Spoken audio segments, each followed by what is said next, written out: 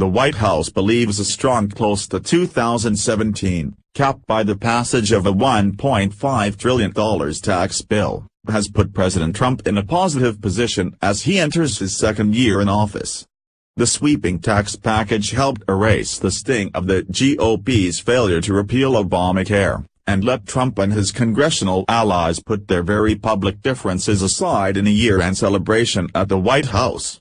Trump's team argues that the tax bill, which also ended the mandate for individuals to buy insurance under the Affordable Care Act and opened the Arctic National Wildlife Refuge to drilling, put the bow on a positive and meaningful first year for Trump. Advertisement at the end of the year, "You see the president achieving things and getting results," said a White House official. "We had, basically, a hat trick of accomplishments coming in all at once in the tax bill." Trump is adding those achievements to the confirmation of Supreme Court Justice Neil Gorsuch and a dozen other judges to federal courts and the rollback of Obama-era rules and regulations. After a months-long legal battle, the White House was able to implement the modified version of its travel ban and impose new rules to fulfill Trump's promise carry out extreme vetting on immigrants and travelers entering the U.S. "It's always a lot of fun when you win," Trump said this week, surrounded by GOP lawmakers after the tax bill's passage.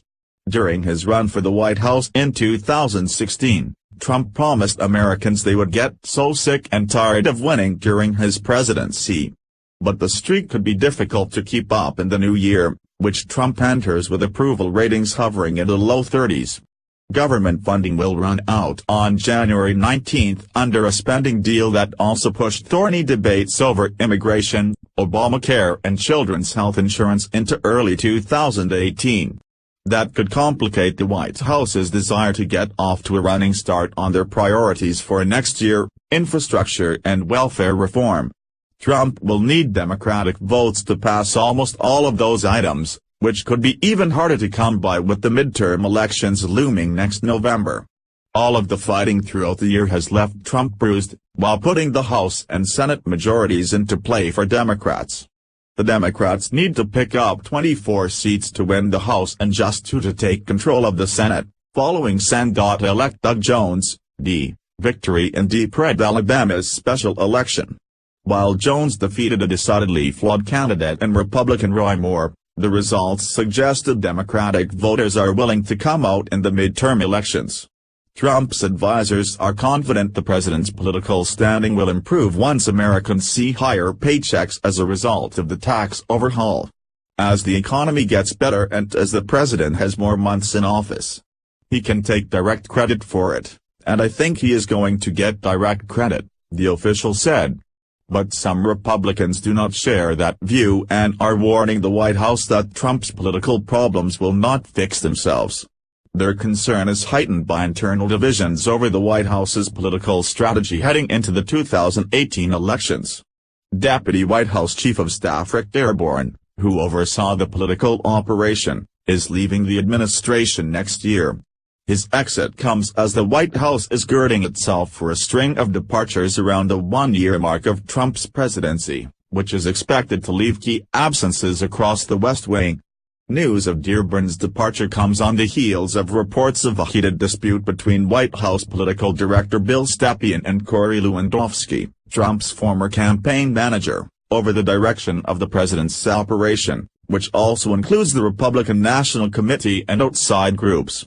While some people close to Trump downplayed the significance of the argument, they argued it underscored the need for the president's team to undertake a more aggressive and focused effort to sell his policies to the public and push back against his political opponents.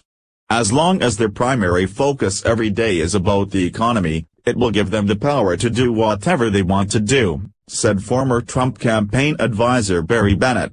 If they don't do that, it will be very difficult to do anything else. Bennett said Trump should buy his own shovel to go to every groundbreaking he can go to between now and next November to drive home his message and boost his numbers. Trump is widely expected to hit the trail for Republican candidates in 2018. But some strategists fear he could do more harm than good for GOP candidates. Meanwhile, the president expressed little interest in going on the type of roadshow that Bennett and other supporters recommended. "I don't think I'm going to have to travel too much to sell it," Trump said of the tax bill after signing it on Friday. "I think it's selling itself." Other Republicans believe it is in the party's best interest for Trump to stay at home altogether.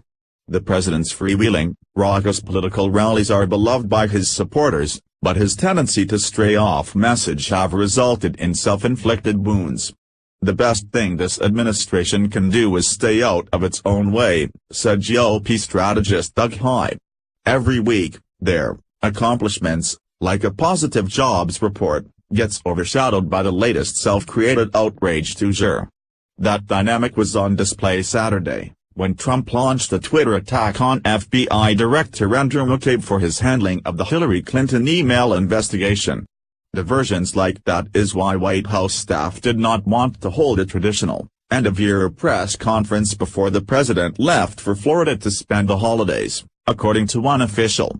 Past presidents have used that event to tout their accomplishments and set their agenda for the following year.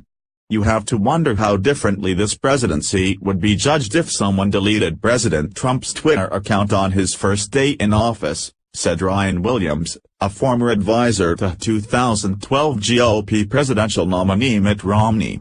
"If Trump continues to make unforced errors and missteps," Williams argued, "it's going to put our majority at risk. If we do lose one or both houses of Congress, it will make his life miserable," he added. Democratic control of Congress could heighten the danger for Trump in the special counsel's Russia investigation, which is expected to extend well into 2018 despite the hopeful outlook of the president's legal team. Committee chairman could accelerate congressional investigations into possible ties between the Trump campaign and Moscow, or even begin impeachment proceedings, depending on the severity of their findings.